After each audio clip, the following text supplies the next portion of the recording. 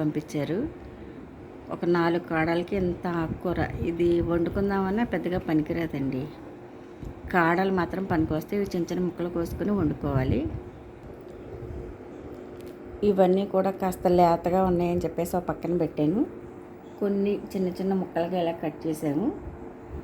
ఈ కట్ చేసినవి శనగపప్పులో వేసుకోవచ్చు, లేకపోతే పాలు పోసి ఎగురు పెట్టుకోవచ్చు, ఉత్తిగా ఎగురు పెట్టుకోవచ్చు. కాస్త ముదిరికాళ్ళు పప్పుచారులో కూడా వేసుకున్నా బాగానే ఉంటాయండి. ఇది ముఖ్యంగా శరీరానికి చాలా అవసరమైన ఫైబర్, ఫుల్ ఫైబర్ అండి. అటు తోటకూర, ఇందులో నెంబర్ 1 ఫైబర్ ఉంటుంది, ఫుల్ ఏ విటమిన్ కూడా.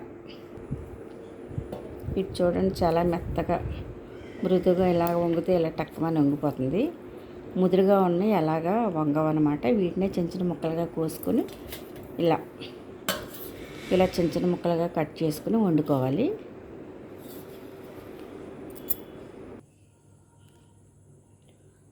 పెద్దగా కాళ్ళు పంపించారు, కానీ మొత్తానికి ఇది ఒక కూర అవుద్దేమోనండి, అంతే.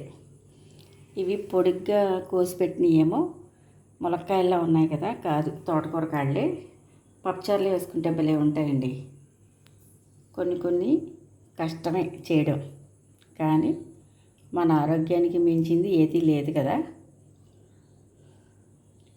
జంక్ ఫుడ్ తినే ఈ రోజుల్లో ఇలాంటివి తింటే కానీ మనం సుఖజీవనం సాగించలేమోనండి.